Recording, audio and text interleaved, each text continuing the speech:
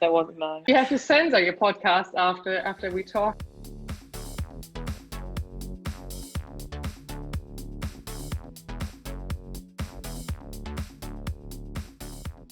Hey there, everyone, and welcome back to 10 Hours from Home. I'm very excited to talk to you again this week. Before we get started, I just want to say a huge thank you to Iceland, who made us number 6 in their travel podcast. So that was some exciting news that I got this week. So I'm glad that people are listening and liking and all that good stuff.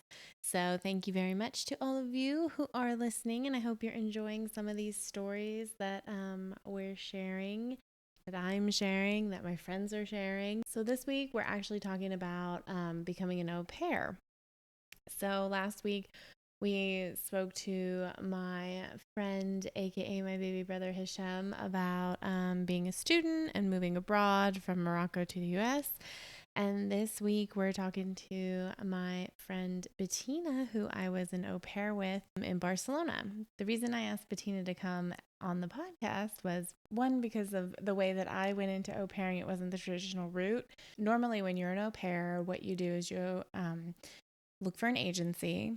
And we'll talk a little bit about this more with Bettina, but like usually you look for an agency that has a good reputation. Then you interview with different families, and like basically they match you with different families based on your needs and what like the family needs. Then you interview with your family on like over Skype, or at the time it was Skype because this was again 11 years ago. So Skype was the only option. So you interviewed with them on Skype, and then you, like, if everything was good, you move forward. Like they say, yes, we want to hire you. You get paid a very small wage because basically you get paid in room and board. And then they give you like pocket money basically to take care of their children, which is literally, I mean, like back then on the high end, it was, I think, 100 euros a week. On the low end, like 30, and I think the average was somewhere in between. So it was a very small amount of money and actually a lot of work, because you're basically like a nanny taking care of these kids for the families and teaching them a language. So you're a nanny and a teacher and all that good stuff. My route wasn't very traditional in the respect that like I already had a visa to go to Barcelona to be a student because I was studying fashion. So I didn't actually go through the traditional process of being an au pair, of like them hiring me and then applying for the visa as an au pair specifically, and then learning a language. So I just went as a student who happened to also be an au pair. So I didn't have the traditional route, and I didn't really have like the traditional family either, unfortunately. I've heard so many good stories about like au pairs and their families, and you know, most of the girls that I was in the same situation as, like, their families were great and super supportive. And of course there were ups and downs because we were all, the cutoff age for an au pair is 26. So like imagine you're this 18 to 26-year-old, which, I mean, towards 26, you should be starting to get your shit together. But like at 18, when you're first away from home and you're in a city like Barcelona where it's just about partying. I mean, it's not just about partying, but like when you're 19, it's just about partying. When you're 22, it's just about partying. Like you don't care about the rest of it. Of course, there's ups and downs, but my family in particular was like psychotic. I will never know what goes on behind closed doors, obviously, even if you live with someone, but there was just a lot of resentment and anger between the parents, and a lot of that was taken out on the kids and myself and the housekeeper at the time. And there were just some lines that were crossed. Like for me personally, like I will never be able to lock a child in the bathroom with the lights off as punishment. Like I just can't do that to a kid. That's not my, like, I could never fathom doing that to a 2-year-old in order to like teach him a lesson. One, it doesn't work, and two, it's like terrifying for them. Or maybe that's one and the other one is two. But anyway, there are a few things you should know as an au pair specifically. Like one, like you're not a servant. You're not there to do like laundry and housework and all of that stuff. I mean, some of that is a part of it, like definitely. Like cleaning up after yourself, making sure that like when you're taking care of the kids or kid, that like, you know, dishes are done, and like general like how, you know, light housekeeping type of stuff, take care of yourself type of stuff that you would do, you know, as a roommate or as a babysitter. Like, but you're not supposed to be the one who's like cleaning the house and like doing all the major chores. You're there to teach the child a second language. Like, it's a language exchange, it's a cultural exchange. Be mindful of that. And there are huge cultural differences. There's cultural differences, there's class differences. That was one of the biggest issues in my family, was that they had a housekeeper that they actually brought with them. So they were living in Singapore at the time, and they brought this woman over with them who was their housekeeper in Singapore, who was from Indonesia, and just did some really shady stuff. Like, held her passport, told her they were going to get her like a work visa in Spain, and then never did that. So she was there illegally because of them. That just, I could never justify personally as a human. Yeah, so like kept her passport. She would only get it for like when she'd send money back to take care of her family. They never did the paperwork that they promised her that they would do. But they were kind of used to having that control over somebody, rather than like what an au pair is it means the same, like on the same level, you know? So they were used to kind of having this type of control over someone, holding their passport, them being the only option in terms of housing and shelter and finances and all that stuff. And that wasn't the case for me. And they made it clear that they thought that that was the case for me, because there was this huge blowout in the mountains, because I had gone up with them to a ski resort in the Spanish Pyrenees, and the housekeeper actually stayed in Barcelona. So we would like switch off, you know, like she'd do a couple and then I'd do a couple or whatever.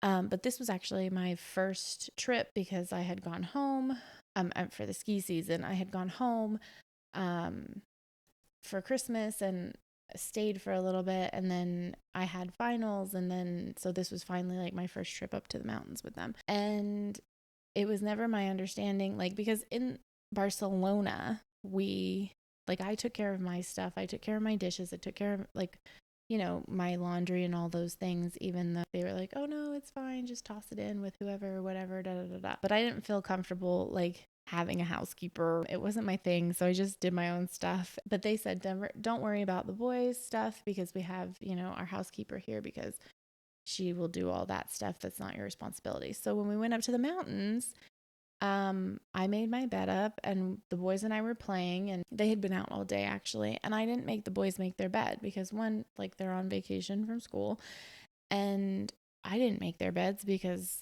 they were old enough to be able to do that for themselves. And like, that was never discussed. So before this, all this tension had been building, and it had been crazy. And, you know, she wanted me to lock her kids in the bathroom and all this crazy stuff. One time, the 4-year-old, like, he reached across the table to grab, like the salt or the mustard or something. And he accidentally, as 4-year-olds or as adults do, like tipped over a water glass, like no big deal, burst into tears, freaked out. It was, oh my God, I'm so sorry. I'm so sorry. I'm so sorry. And crying. And I was like, don't worry, it's okay. Accidents happen. We're just going to clean it up. It's no big deal. And his dad comes in and starts screaming bloody murder. You're so stupid. I can't believe you did this. It was just not a healthy situation for anybody. So I had kind of like already started looking for an apartment to live in a different place. And I had spoken to them about that, because I said, you know, listen, I'm fine with, you know, coming back and forth, but like, I would like to have my own space, and you know, I can come take care of the kids. So there was already kind of like this sense of relief that was coming of, I don't have to be here in this house full time, because I had gone home for Christmas and shaking, had just such anxiety about going back. Like, I don't think I acknowledged it at the time that it was anxiety, but it was anxiety. Like, I had, you know, my stomach was a mess. I was stressing out about going back. I really didn't want to. After I had gone back, things had gotten worse, and I was like, okay, I gotta get out of here. So anyway, so we're up in the mountains. Nobody had made the beds, which again, I didn't know that that was a requirement. And had it been asked of me, like had somebody said, hey, Katie, while we're up in the mountains, can you make sure that the boys' beds are made and like things are clean? And had that been expressed to me, I would have definitely done it. Like, it wasn't above me to make the beds. It just was never explained to me that that was an expectation when we went to the mountains, because it wasn't an expectation in Barcelona. They come home And the wife starts screaming at me about not making the beds and how I was lazy and taking advantage of like their housekeeper and this and that. And I was like, what are you talking about? Like, I do the housekeeper's laundry sometimes when she's too tired to do it because y'all are running her around like ragged. So her and I was again 22 and stupid. I think had I been, my age now, I would have handled this very differently. But she starts screaming at me. And so I started yelling back. And then all of a sudden I realized that I was like up in the mountains with these people who were awful people, just like awful to me, awful to their kids, awful to the housekeeper, awful to each other, really. And I had nowhere else to go. Like I had to drive back with these people. I tried to find a bus. It was like 10:30, 11 o'clock at night. There were no buses. We were leaving the next day. And I just burst into tears. Like I just burst into tears and was like, this is not what I was expecting. And like, I'm really hurt. Like, you just have to tell me, like, I can't read your mind. And like, just started crying. And the 4-year-old comes up to me. He's like, it's okay, Katie. Don't worry. Mommy just gets like this sometimes, and gives me a big hug. I will never forget that. Your 4-year-old is having to comfort me because like he knows that you're just a bitch. Anyway, I hate to say that about another person, but if ever a word was apt, it was then. And the husband started yelling at me and telling me that I had no class and that where was I going to go because I don't have any money. I said, I don't know what you think the situation is, but I don't need to be here. I chose to be here so that I didn't have to depend on my mom for finances because I'm in school in a foreign country. But like, I don't need to be here. Like my family has money. And he's like, your father has money. And I was like, actually, it's my mom who has the money, but okay. Like, and my mom doesn't have like, my mom's not a millionaire. She's not like crazy rich. Like I don't come from money in the way that people come from money, but I come from a family that can help me out if shit hits the fan, like shit was hitting the fan in that moment. You know what I mean? It was just a freaking shit show. And so we're all screaming at each other. The 4-year-old's comforting me. I'm like walking out in the snow, calling everybody that I can think of. My first phone call was a dear friend of mine. She seriously like saved my sanity, like my mental health. Like, and we weren't even like super close friends, but she just was like, we're all in this together. Like we're all far away from home. Come stay with me and my roommate until your apartment is ready. Do not stress. Just come and it'll be fine. And so she, like the next day, I just took all my stuff, put it in a cab, and she and her roommate took me in, and bless them because like I was in need of a place to be until my apartment was ready. They just were like a godsend after this nightmare of a situation, and we all cooked together, and it was just complete 180 energetically. And then a few weeks later, I moved into my apartment. Barcelona had just changed at that point. A weight had been lifted. I had this really amazing terrace that overlooked like La Sagrada Familia and all the way down to the Mediterranean. Let me tell you, shit went down on that terrace more than once. We had a good time on that terrace probably every weekend that I was there for the rest of the time. That's why I felt like we needed to talk to Bettina, because one, she went through it the proper way, and two, her family weren't a bunch of sociopaths. So we could have a conversation about the less hellish side of au pairing, because I will say that although my story is not super unique, it's very rare. And I think it was a little bit more extreme than what I've heard. And I will say that the au pair agency, I reached out to them and I let them know what was going on. And they did immediately contact me and say, okay, do you want to be placed in another family? But I was so traumatized at that point. I was like, absolutely not. I'm moving into an apartment. Like, I can't, I'm not built for this shit. So we're going to get into it today with Bettina about her wonderful experience with her family. This was a really good excuse to catch up and like reminisce. So let's get into it with her. Hi, I'm so happy to see you. Yeah, me too. I'm super excited. I haven't talked to you in ages. I know. Super exciting. I know. The last time we saw each other was Paris, right? When you came with your friends. Yeah. I think so. Yeah. Wasn't it? Must be. Yeah. I mean, we texted in between, so yeah, we got the hang of it. So then I wanted to talk to you about being an au pair and like all that good stuff, since we were au pairs together, except you came to Barcelona after I had left my family, right? Yeah, I think so. I think I got to know you guys a bit later than you already met before with Anne-Sophie and Verly. Yeah. Do you remember Nadia? I'm not She sure if she was with us or if I got to know her somewhere else. I tried to get that straight in my head like last night or so, and I was so getting old here. Not even Nadia. No, but I remember there was like a really tall blonde girl whose name I can't remember. No, it was Nadia, right? That was her. Yeah. Yeah. She was the one we made out with in the club. Yeah. I remember. Yeah, because it was about kissing girls and blah blah blah. Oh God, that wasn't nice. I feel Do like you have to censor your podcast after we talk about No. after we get done talking? There's a little box that I check that says, for explicit content, check this box. Only fans from 10 hours from home. Yeah, no, oh my God. gosh. I feel like Barcelona was a lot of those stories. Like, oh my God, we did this. What did we do? Exactly. What was the name of this one guy again that we always met? And I even forgot the name of the club we always went to. We always went to Mary's place. And are you talking about Ator? Mary's place. Yes. Yeah. Ator. Yeah. Exactly. Yes. Him He and was I a still, hottie, but he was an ass. oh, he was an ass. Him and I still talk. Like it's from time Really? to time. Yeah. Like we've become Amazing. like friendly. Anyway, I guess we should start with the au pair side of it. So like, I think my biggest question is, why did you like decide to become an au pair? And then like, why did you choose Barcelona? So after A levels in Germany, of course, it's the Abitur, but it's the same as A levels when you graduate for college or university. I was always thinking about, well, I would like to go somewhere to take care of kids because I always loved taking care of kids and wanted to see if I would like to do that permanently. And then I thought, well, everybody's going to go to the States, but I can speak English already. So I would like to improve my Spanish. And that's actually how it started out. And then I got to know this one agency from a friend of mine from school. Do you remember for the au pair thing when there was this kind of leaflet you had to go through and cross in your interests? For like small children being in the city or being somewhere in the country. And I don't know why I chose to be in the country because it was like super far away from everybody, but hey, get to know the culture, get to know the people, whatever.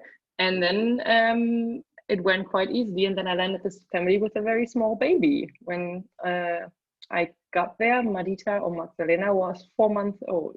Oh my gosh. And then it started out. I couldn't really speak a lot of Spanish, even though I had like 5 years of Spanish in school, but our teacher only spoke German to us, so that's not really working well.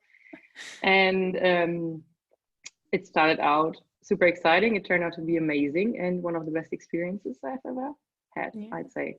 Even though now 10 years older from now on, I would say, well, I would have done things differently, of course, but well, I was like 19. Just finished off school, first time away from home for such a long time. So I think I handled it quite nicely. I think you did too. I mean, I think, let's see, I was 22 in Barcelona. And I don't know that I handled it very nicely, but I don't know that I mean, there were a lot of really bad times. Like, I remember when I went, so the first thing was the nicest. I was talking with my host mom. She was capable of speaking nice English because she was and still is working for IKEA. And I remember that we had to register me for a language school, right? For the school lessons. And I was talking with her and then I had to do it online. And I don't know, like 11 years from now on, that was quite difficult to get through all these browsers and whatever. And then when I was there and we had to go to the language institute and register me and get me ready for the level testing and whatever, we saw and we realized that we actually registered me for a course for German. So that was like the first thing. Well, like maybe we can still change that. And luckily we were able to change that. So I could actually register for Castellano to learn Spanish. And then I somehow did this test and ended up in the 3rd of 5 levels, even though I did not know how to manage that. And then I remember, because I was in the super, super small, you could say urban area, there was no supermarket or bakery, just a few houses where the people lived. And like the biggest town, like Tarragona, 30 minutes away with a car. And then luckily I had this train station that went straight to Barcelona in front of my house. And then I thought, well, great, I'm going to go to language school. And of course, I'm going to meet other au pairs there or people that I can speak with. And I knew that, of course, the language school wouldn't be in English, but still, I went there for the first time. I was super nervous, of course. And then there were literally old people and Russians and nobody in my age. And I was sitting there and I didn't really understand anything that the professor was talking about because he obviously was talking in Spanish and I was completely lost. And I somehow tried to maintain my, I don't know, back then not that strong confidence to say, sí, bueno, ya, tengo una, vamos a ver. And then I was just like going home, went into my car, went to my bed and was just crying my head out because there was nobody in my age. And I thought like, how the hell am I going to survive this? And then I got to get to know some of the Russian girls and we got to hang out and went out and so on. But that was like one of the worst days ever. I didn't know that. That's crazy. Like that you were just with all these old people and these Russians and oh my gosh. Yeah, I mean, the old lady was lovely because she always gave me the homework and stuff when I had to work for the family, of course. But then still I was super disillusioned because I expected like young people in my age. And then luckily I got to know Nadia and the others, I think through this kind of forum or so. So I got to go to Barcelona and that really kind of saved me, I could say. Because I knew there are some other people that do this, but not necessarily here in my area. So yeah. Yeah. And because I don't think I've driven through Tarragona, but I don't think I've ever like paid attention to like how far is it from Barcelona? Like, I think with the car, it also takes like an hour. Yeah. Or maybe 50 minutes. And the nice thing really was that immediately in front of the urban area, there was this train station where this train was going straight to Paseo de Gracia in Barcelona. And I could just pop in there. And sometimes even when we went out in Barcelona, I remember 1 or 2 times that I then went to the train station at 6 in the morning and just took the first train back home. Yeah. I was still capable of doing that back then. I'm very surprised, but I'm also very proud of myself. Yeah, that sounds about right. And I think like when we were there, I don't know how we did it, honest to God. Like, I don't know how I like would go out drinking and then go to school the next day because I mean, my au pair situation wasn't exactly like a normal au pair situation because I was in fashion school and then that was like my school. But then anyway. So wasn't it like super difficult with your family? Yeah, my family was a nightmare. Yeah, I remember. Yeah, I didn't luck out and like have this great, wonderful, warm family. No, it was like a family full of like problems and narcissists and child abuse. And yeah, I just remember like they wanted me to lock the 2-year-old in the bathroom to like discipline him in the dark. Yeah. And I was just like, I can't, y'all are psychopaths and I can't do this anymore. So yeah. And then we got in a big fight in Baquera and I was like stuck in the mountain and like couldn't get back. It was a freaking mess. So I was and that's when you moved into the apartment, right? Yeah, the apartment where all the things went down on the terrace. I loved it. It was amazing. That apartment was so cool. Like it was so tiny on the inside, but like that terrace was just like, how many fun things did we do? The terrace was just killing. I just remember when we're sitting there celebrating, that was just killing it, literally. Yes. Oh my gosh. It was the best thing about like that apartment. But yeah, the family was a nightmare. Unlike anything I've ever experienced. You never know that before, right? So it can be super tough. There can be like quite some problems. A friend of mine went to the States. Oh, where was she again? Somewhere in the southern part, but there are a lot of states. Oh, I have to ask her again.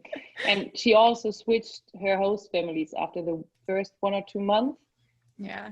Because it was just horrible. It was horrific. And no, horrific is not the right word. It was just plain horrible. And then at some point she got to a very nice family and got to enjoy the rest of her stay. Yeah, that's good. I mean, and that's the thing, like the agencies are there to like help you. But I was like thinking about this podcast and I was like, I have to talk to someone who I know had like a good experience doing this, because I can't just be like, don't do it, it's a nightmare, these people are awful. Like, here's my Definitely experience. do it, I'd say. Yeah. But I think exactly the agencies are, I think first of all it was super difficult to find one, or to know if it's a good one, or if they just sent you there and then they're well off with you. So it should be one that has a lot of experience, like is well known, a good reputation, exactly, and is well known. So you know that you can actually rely on them if there are any problems, if you have to switch host families or anything else. I think if I would have had those problems, which I luckily didn't have, my agency wouldn't really have been there to help me. I mean, they were helping with organizing everything and getting into contact and everything else, but then that was it. Yeah. So what agency did you use? I don't even remember the name. Because it was Spain. There weren't these big ones like ASIF, and those are the ones that often cooperate with the American families. It was weird then, because I never really even talked to them again. Yeah. So I would recommend to go to an agency that helps you with reputation, which helps you with everything, and then also maybe after 1 or 2 months asks, is everything all right? How are you holding up? So you have someone to rely on. Yeah. And that can actually help you if you have the need of help or support. I totally agree. I mean, I think I went through Planet Au Pair, and that's how I met like Anne-Sophie and all of them, was because like they sent out a list of like, here's the other girls in the area, and like feel free to, reach out to them, or like you guys can connect somehow. And like that's how we all got together, was because they took it upon themselves to kind of like send out that list and make sure that we had, other people. I think that's also really important. Yeah. Because really my nice. agency didn't really do that. I don't remember if I tried to contact them, if there are any other au pairs in my region. I think I tried that. I tried to go through a lot of different platforms and try to get my way around some platform in Barcelona. So I got then Nadia's information and we talked to each other, and that's then how I got to know all of you. Yeah. But because I didn't stop searching, that's a good thing. Thankfully, we all found each other. Seriously. Yeah. I mean, here we are 10 years after, still talking. I know, it's crazy. It's almost been 11 now. Yeah. It's, I mean, 2021. Yep. I can't believe it. I can't believe that like I've been away from the US for that long. I can't believe I'm old enough to say that. Yeah, that's actually true. I mean, I can now, this year in September, I can already say I've been living in Cologne for 10 years. And that's just crazy. I mean, except for the England break, but still I was living in Cologne then for the rest of the time. I feel like it was yesterday and like 1,000 years ago, all at the same time. Some images come back like super clear. I remember this one night in Valencia with Nadia, where we just went out like crazy and got wasted, and we couldn't remember anything. And then we lost the apartment keys to the apartment of my host dad, and it was his father's apartment, and he let us stay there for free, of course. And then I had to come back home and call him in the middle of the night, well, in the early morning, and telling him that that we lost the apartment keys. And I was just like super afraid to come back home, but I was able, and I was allowed to get back there in the summer holidays, so everything was all right. I know. I remember Anne-Sophie and I went to, because my host family, the dad had an apartment in Milan because that's where he worked. So he like gave us the keys to his apartment in Milan, and we were pretty convinced that he was having an affair. So we were like looking through the whole apartment, trying to find like, like condoms or like some, like a woman's like drawer somewhere or something. But we didn't find anything. And so we just got drunk and like, that's disappointing. It was, but Anne-Sophie like met a guy that she dated for a really long time when we went on that this trip. Italian guy? Yeah. I mean, they were like together, right? They were together for like 2 years, right? Or something like that. Yeah.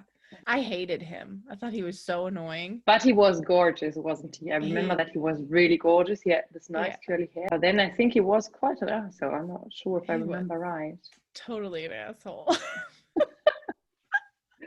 Well, So, I mean, we kind of touched on it, but I guess we should like talk about the process of like becoming an au pair, because again, like I didn't go through the tradition, like I went through the agency and all that, but I didn't have to sign up for the language courses. So I wanted to ask you, what was the process like for you, doing it the way you should do it and not the half-assed way that I did it? well, I then, as soon as I got into contact with the family, I told them that I wanted to take language courses, and that was also part of the deal. So I have time to go to the courses. And then my host mom helped me to register in this institute, public language institute from Tarragona. They paid for it actually as well, so they should pay for it. You shouldn't pay for it if you're no parent, don't get that much money. We can talk about that later again. Yes. And we are then getting to the point like unpaid care work. Yes. So, no. And well, then I registered with the help of her on the website, because I think back then the website was in Castellano and in Catalan, and I wasn't really able to speak both of them anyhow.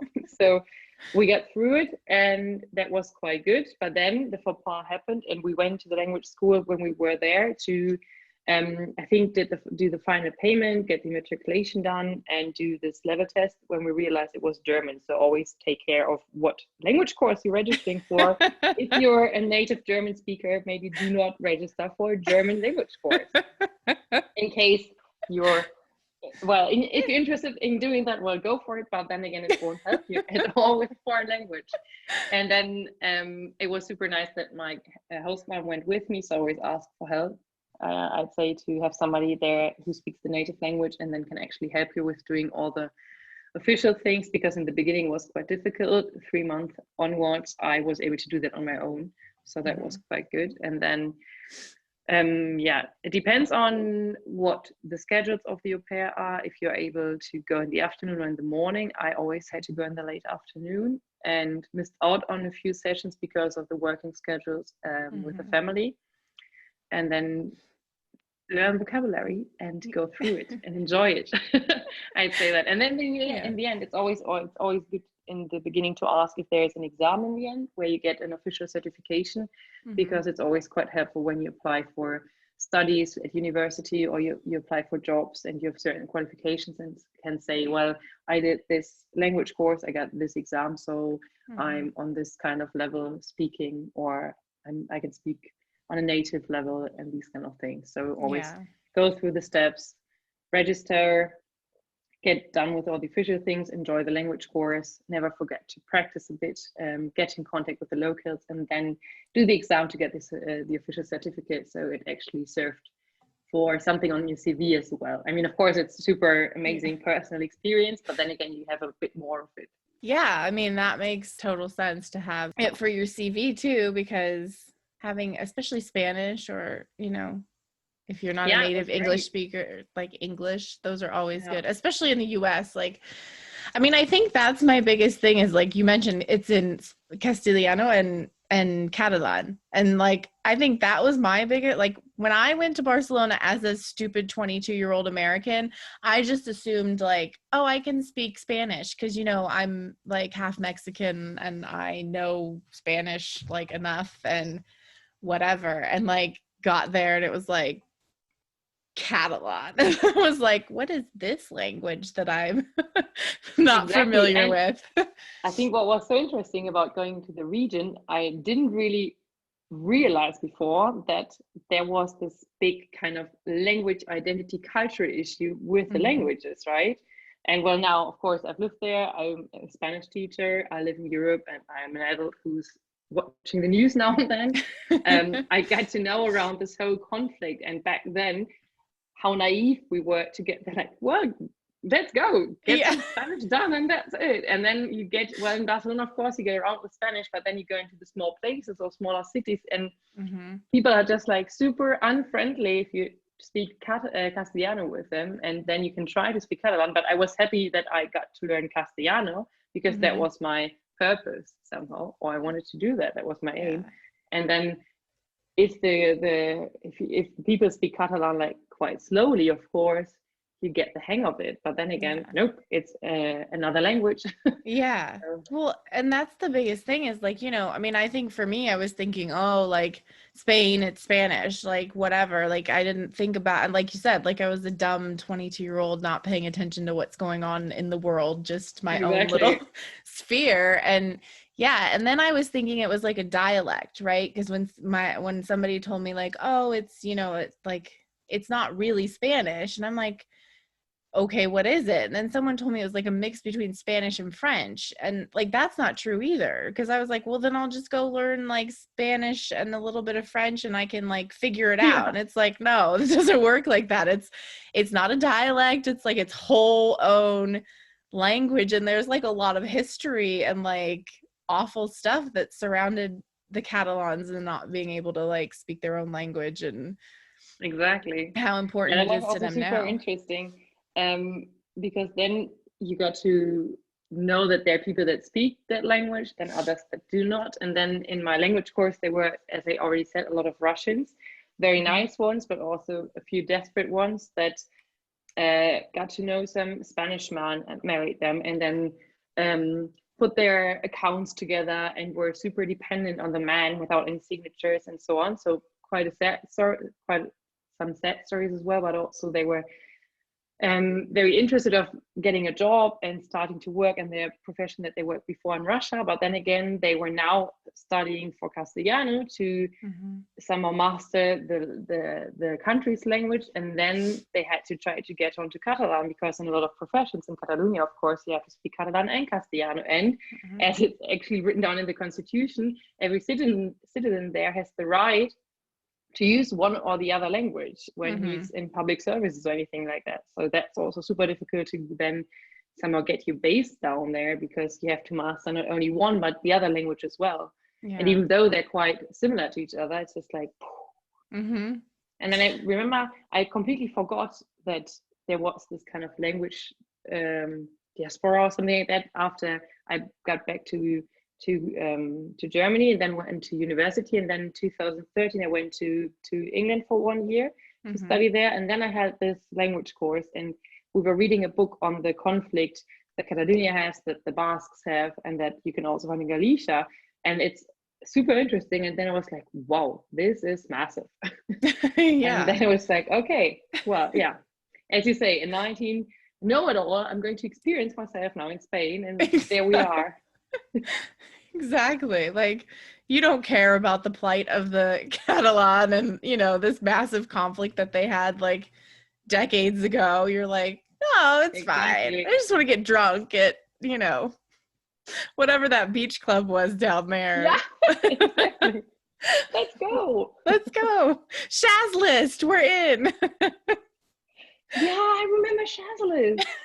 It was on Facebook, right? And everybody had to enter when Facebook still was a thing. Yeah, when it was like the only thing. Yeah, and do you remember this friend of mine, Maria? She was living in Barcelona, and she was working as a promoter. Oh yeah, she was this promoter girl for all the fancy clubs in Barcelona. And I remember that. I was like, oh my god, that's such a long time ago. Yes, I feel so old right now. I know. I know. But as you said, it feels like yesterday, but then again, it's like super far away. And you think like, I really did that. Wow, good thing. Yeah, I know. It's so funny because like when I was teaching in Morocco, I would have like these students who were like, you know, 18 to 24, like anywhere in that range. And they all just looked like babies to me. And I thought about like our time in Barcelona. I was like, we were just babies. Like, not that I'm some old woman now, but I do feel like, I mean, my God, I could never party until 6 a.m. again and then like be functional the next day, go to school, do my exams. Suffer like for like at least 3 days.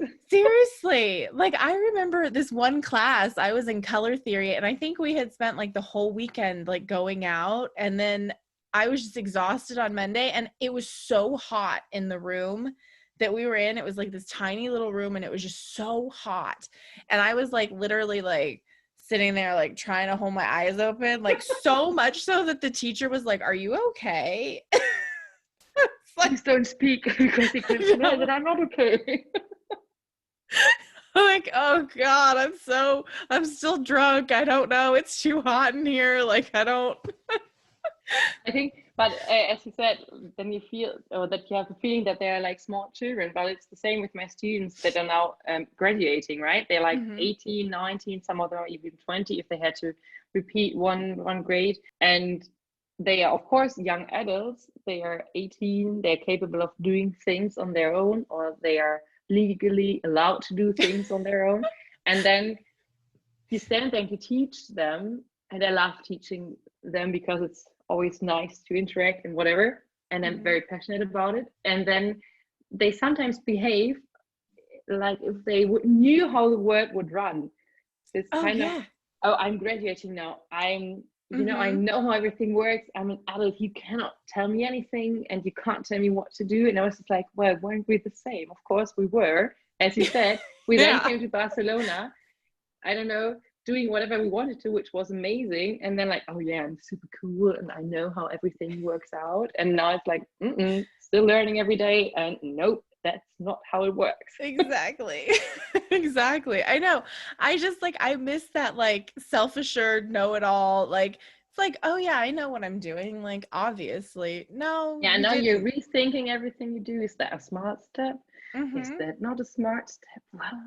Oh, I know. I've been like, it's so funny because like if I tell people like kind of my story about like the way that it sounds so well thought out and like, you know, I made this decision and then I made that decision and it was more just like, you know, Exactly. it's just like wherever I landed, it was that. And it's like, there was no real like thought process until I think I made it to Morocco. And then like, that was like a concert, like a sit down adult, like, is this a smart move? Do I have a way to make income? Is this going to be a better move for my company? Like that was a conversation I had with myself. But like Barcelona was like, I just want to party and go somewhere fun. And Paris was like, I love Paris. I just want to be there. Like it wasn't like take day by day and see whatever happens. Then. Exactly. So I think the big question is, what was your family like? Like, you know what I mean? Like what day to day, how did you enjoy your family? Are you still in touch with them? Like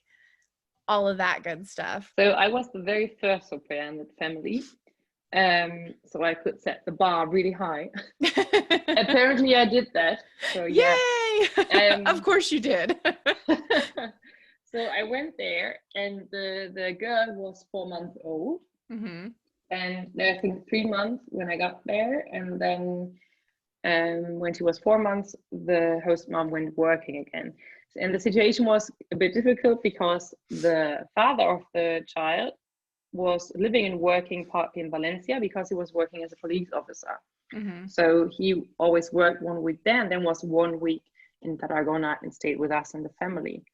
And generally quite stressful situation somehow for my host mom and the host dad because they couldn't spend all the time together. And then there was me coming in, a new person joining the family, and it was new for everybody, but I think I fit in quite nicely. In the beginning, you don't know each other. It's super polite, getting to know everybody. And then I remember the very first conversation I had with my host dad, we always got along a lot better than me and my host mom, but we also got along nicely. And I remember she was working, he was at home, and then we sat out on the terrace and my host dad couldn't speak one word in English. And I could speak like 3 words in Spanish, I think. And then we sat there on the terrace, had lunch, the girl was sleeping. And then he said, ¿Y tú haces deporte? And I was thinking, deporte, sports. I was like, oh, what's the word? I didn't remember the word handball in Spanish because I didn't know that then. And I was like, laufen, jogging, running, correr. And that was like the first conversation, was like lots with hands and laughs. And 3 months afterwards, we were chit-chatting about football and drinking beer. So that went quite easily because I had to learn to talk to him in Spanish. And that was the best thing. So I would always recommend you going to a family where none of them is speaking your mother tongue, or at least in the beginning, but not as good as you, for example, because then, of course, you always get to the point that you can rescue yourself into that safe point to say, well, I can now speak my mother tongue and I can help myself out with that, with which sometimes really helps. But then again, it doesn't really support your language learning process. And that was quite nice. And we had a really good relationship. He's a super nice, lovable person. And he was always super nice with the girl. And then the host mom also was really nice, but she wasn't always the kind of motherly type. So we went to the swimming pool, we went to the city together, and the people thought that would be my child. Maybe because I rather had the stamina for that, but because the way she took her child, or she took her up and she talked to her, and the way she carried her around wasn't that you felt like, well, that they belong together, because she was always quite distant and she wanted to get back to work quite fast. And then in Spain you only can take 4 months of motherly leave, I think. And she was always this kind of career type. So she went back to work, and in the beginning she only worked half time, and I had the girl from 8 till 4 p.m, which is a nice half time, or long half time work, I'd say. And then when she started to work long time, it was from 8 till 7 p.m. most of the time, sometimes 6 p.m. And then I spent the day with the girl, and was like a full-time mom for the day onwards. And then in the evening I could hand her back to her parents. And it was always quite nice. Not a lot of struggles. Of course, as all au pairs have to do, you have to somehow take care of the housework. And I always did that most of the times. There were a few situations when I had a friend over where I felt like, are you seriously saying that to me right now? Because I always cleaned everything and put everything in place. And I think I did a lot more than I should have actually done. And then she was complaining in front of her sister. I don't know if she wanted to then belittle me, and I don't know what. That was like super awkward. Nowadays I would of course have confronted her, but then I mean, you live there and you have to take care of it, so you just go with it. And overall it was like super amazing, because we did a lot of things together. We traveled somewhere to Valencia to see the family of my host dad, and then I got a lot of free time on the weekends. I was nearly always free because they always spent the time together. So I was always able to go anywhere. And then the only problem was to manage the language course issues, because she had to work sometimes and then I couldn't go to the courses. And then in the end it was super weird, because then they got me to the airport when I left, and I was super sad. I always said goodbye to my host dad, and we both were crying. The girl was crying, and then when she went to the airport, she was like 15 months old, and she didn't really realize what happened, right? And then I went up the escalator, and I just remember her face when she looked at me like, where's she going now? And then I went up and was like, and my host mom didn't do anything with her face. It was like, well, thank you too. But it was nice. It was very horrible for me to think then that another au pair would come into that family and replace me, you know? These issues of then not being needed by them anymore. And I was super afraid to not stay in contact with them. We stayed in contact for a long time, but rather always via the host dad. So when I was hiking in Spain 2016, we met with them, and then I was visiting a friend in Madrid in 2017, because they moved like 3,000 times by now. Oh my gosh. And sometimes we still text for like Christmas, or then I asked him if he could record something for my Spanish classes. So if I would write to him now, I would probably get an answer, but it's always quite one-sided from my side onwards. That was really tough in the beginning though. It was super weird, but then I thought like, well, that's how it rolls. And now that girl is like 10 years old. It's crazy, really. When I saw her the last time, that was 2016, then she was 6 years old. And she was adorable. She's super spoiled. She's the only child of those two. And the host that has children from a marriage before, but they're like our age. And super spoiled, but super nice. But she knows what she wants, and she knows how to get it. that was really cute. Oh my gosh. So crazy, because I actually taught her the first steps. I taught her the first words. And now she's like growing up to be an individual. That's so crazy. I mean, and that I would imagine that would be really hard because like, yeah, you were with her from 4 months to 15 months. Like that's, that's all of like the major thing. I mean, not all of the major things, but like a lot of the major things, like first Yeah, and I mean, words, 5 first days in the steps, week. for Exactly. yeah. I was the person that was there the whole time and that nurtured her and bathed her and all these kind of things. That's Mhm. super crazy because I was 19. But it was quite good because when I was 16, I always thought like, oh, when I'm 24, I'm going to have like my white picket fence life. I'm going to be have a husband, 2 kids, a big car, and then well, it started to change 17, 18, 19 already because I think, well, I'm not going to do that kind of. That's not my path. I need a bit longer to find my path, most likely. Yeah. And then I went to do the au pair thing, and I was doing this full-time mom job for the day, and I realized, well, I love being with children. I love taking care of them, and always always did that, always will do that, always be passionate about it. But having my own kids can take a long time longer. Yeah. So that was what I took from it. Amazing thing, but also enjoying the freedom to not have a child and to be able to get it or to give it back to its Yeah. parents in the evening. Yes. And then come get drunk with us. Oh yes. Oh yes. God, those were times. Mary's Place. Yeah, I remember that vaguely. Oh my God. But then it's gone. Like they got rid of it and they turned it into something else and it was never as good after they got rid of it. I just Mm. remember that. Like when, Do you because remember the Ratzmatans? yeah. Oh, that was a nice place. It was even in one of my Spanish texts for one of the exams of my students. Hmm. And I was just like, oh my God. I know Verla and I were talking about just like the sheer scale of those clubs, like just how big they were. Like I just remember, I don't think I've ever been in a club that big anywhere else in the world. Like, And then like not only on one level, but on different levels, right? mhm. And they would just give away so much free crap, like ladies drink free until 10, or like you go and you have like a full buffet of sushi, or like for free for the Erasmus students. And it's like, how Like do you afford yeah, this? exactly. Yeah, exactly. How do you pay for all that? What do you do? Like, Yeah, I don't know. And exactly. especially those big clubs right in Barcelona when you were at the beach, which is Yeah. like incredible. And then all these guys as well. There were so many guys.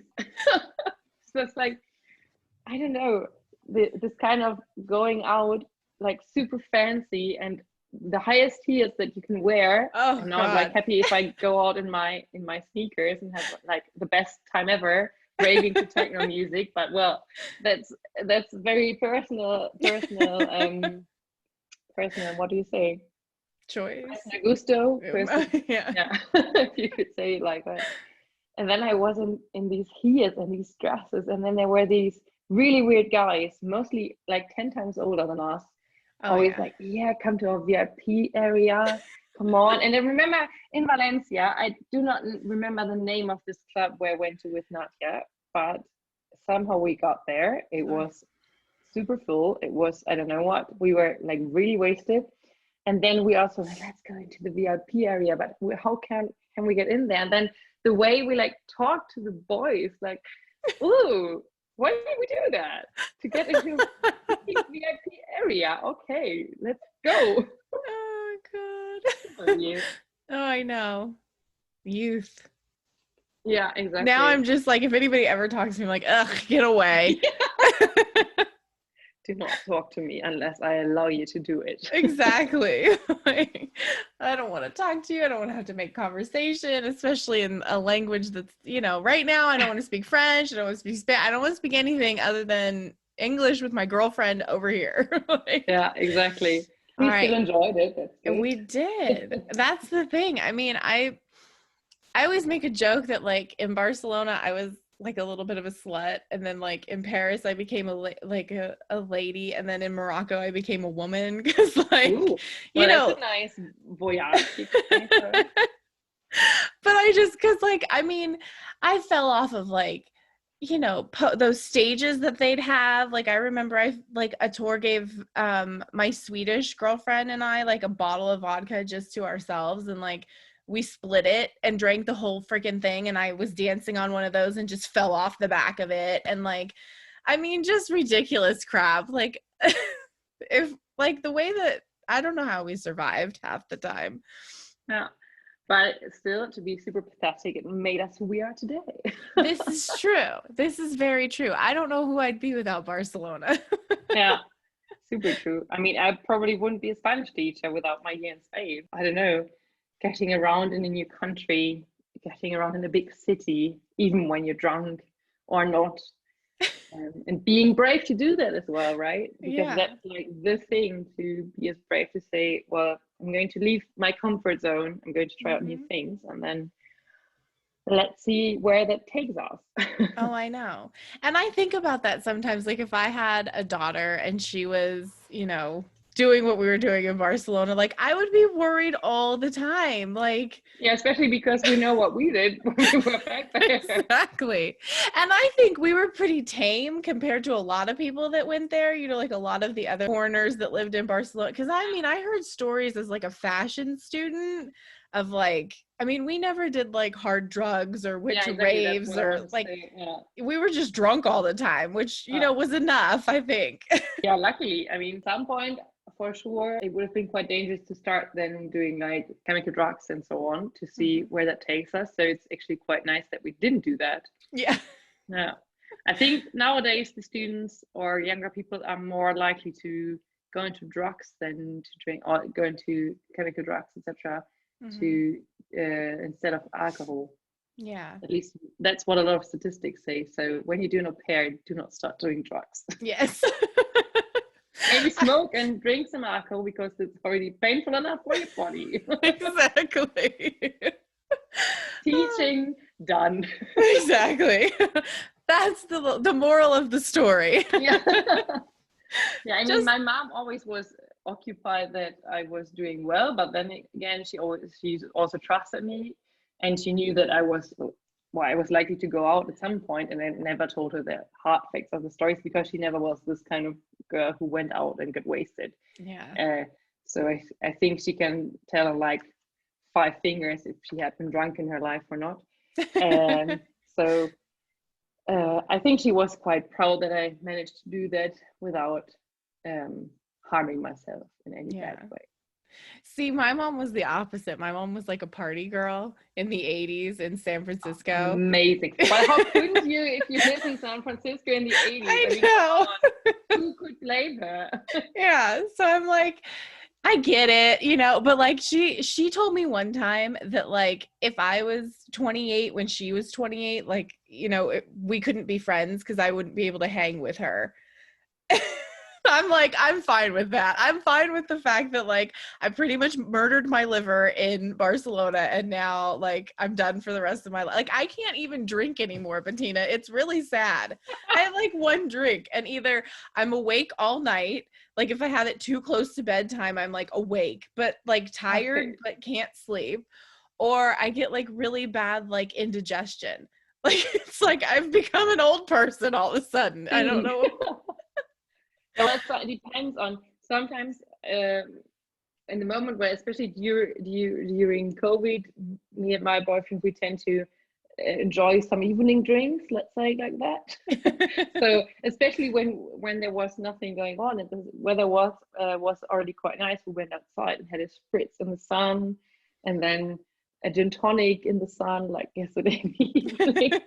And then I was drinking a glass of red wine, but sometimes I can drink like 1 bottle of beer in the evening or 2 glasses of wine, and then I think I'm totally hammered, and then the next day I'm super tired, I have a headache. And then again, at some other days, I can like really drink a lot. For example, he had his 30th birthday in April, and his sister and his brother were here because we weren't allowed to be like with one other person. Yeah. So we had a legal birthday party, the 4 of us, with a sleepover and everything. And I drank a whole bottle of vermouth by my own. Oh my gosh. Yeah, and a bit of beer and then a few shots.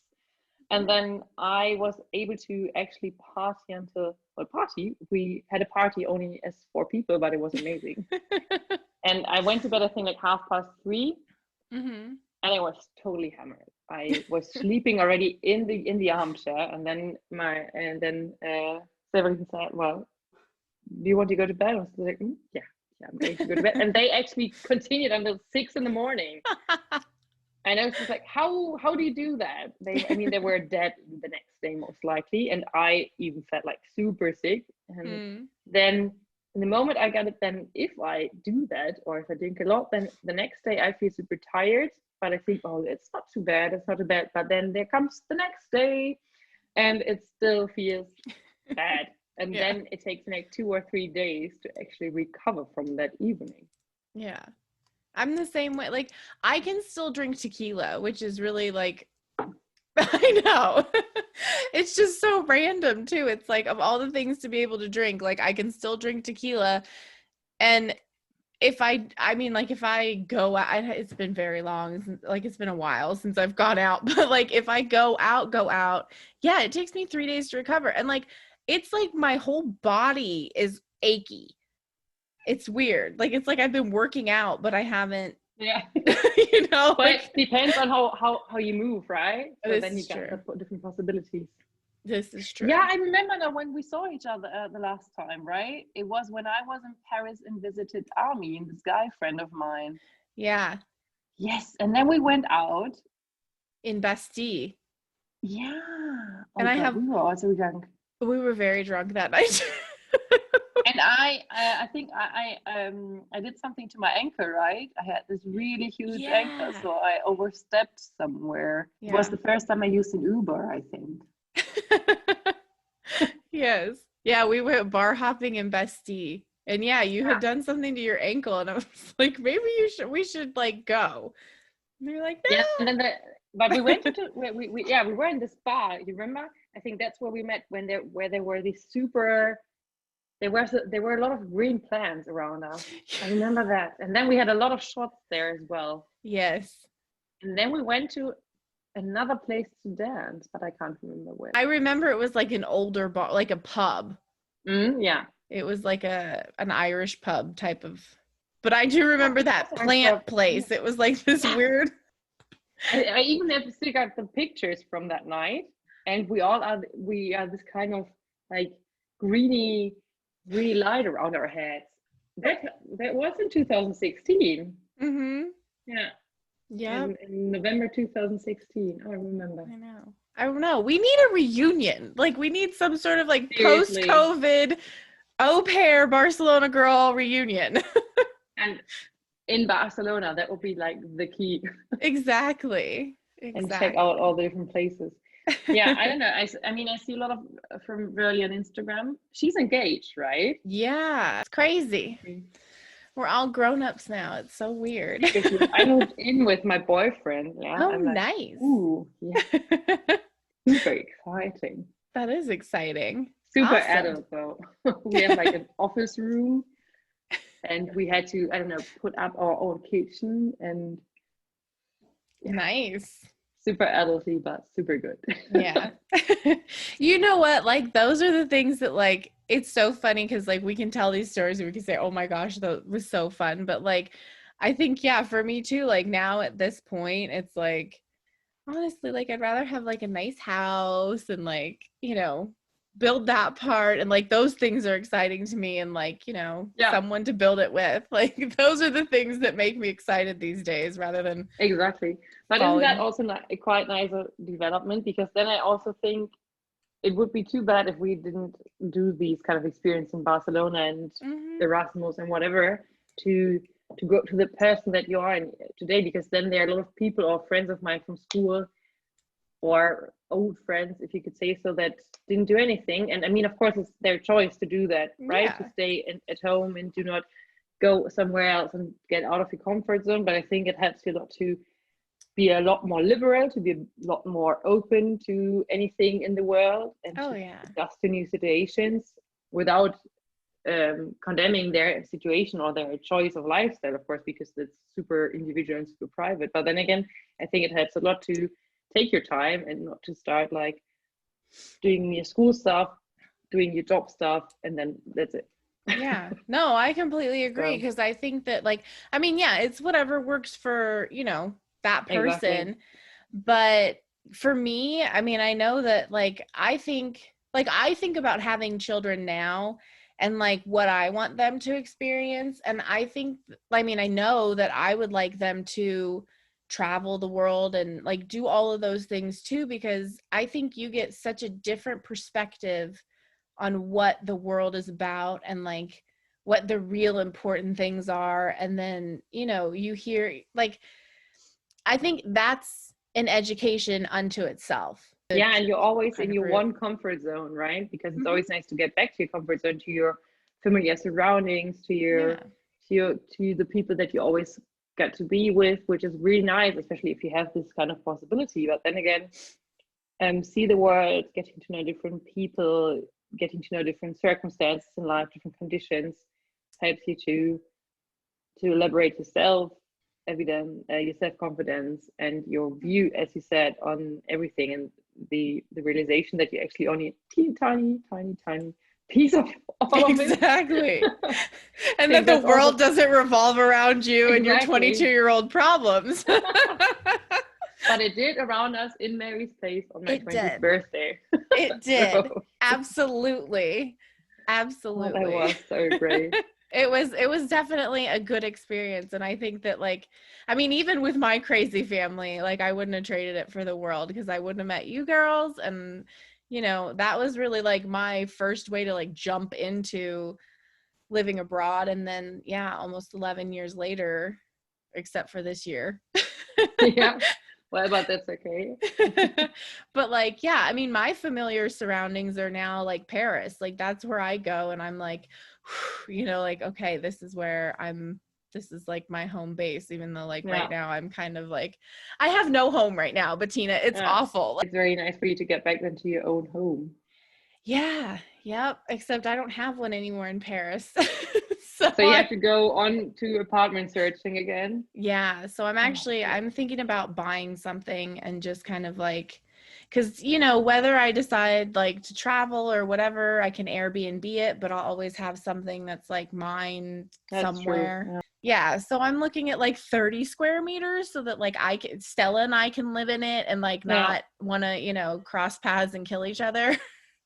That's true. My only significant other, that's my best relationship. Yeah, I was about to ask, how is Stella doing? That was like one of my questions coming up. She's doing really well. She's like my mom lives on like a half an acre, so it's like a quarter of a hectare, I guess. I don't know.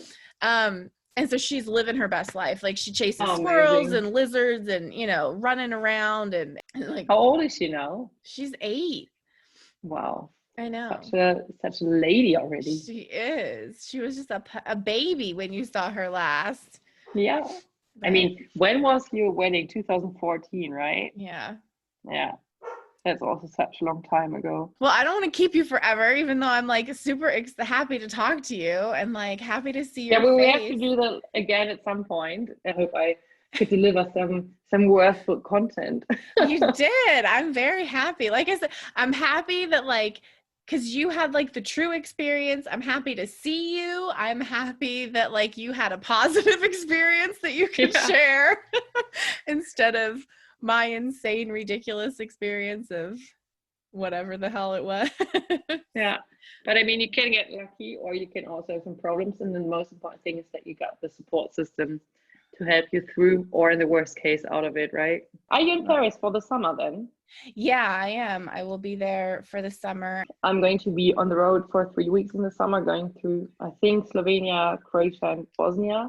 Nice. And then I got some free time, so I might pop by and say hi to Paris, because it's such a short ride from Cologne to Paris, right? I know. Well, you are welcome anytime. And if I have a roof over my head, you have a roof over yours. Yeah. Well, I can bring a tent. Oh, there you go.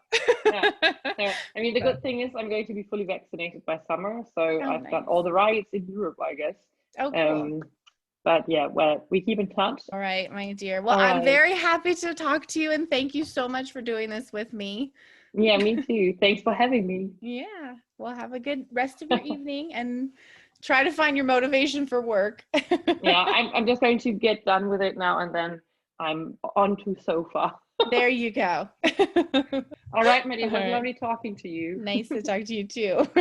Take care. Bye.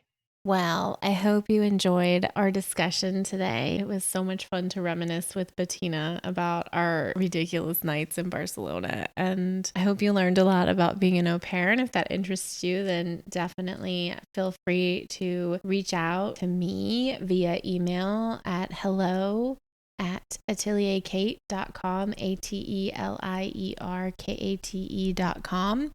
And that being said, if you want to know any more about me or my company, you can find that information at www.atelierkate.com. And that being said, you can follow us on Instagram at 10 Hours From Home. Thank you guys so much again for watching on YouTube or listening on your various ways of listening to podcasts. So thank you very much for your continued support, and share with your friends if you're liking what you hear and help us grow. All right. And join us next week as we talk about what to do when you arrive.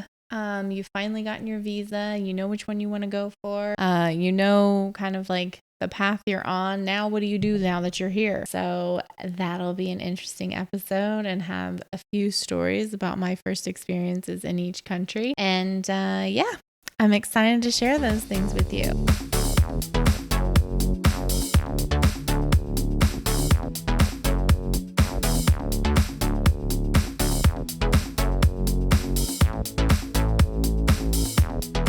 As always, a huge thank you to Nahyla, who is she's my rock. She does all the kind of like cute icons and keeps me on track and like makes all the things happen. And she has her own branding company called Branda Blanca that you can find on Instagram at Branda Blanca, BrandaBlancaa, and you can reach out to her there or brandablanca.com. She's kick-ass. If you need anything for your business or anything to help you grow your projects, she is the girl.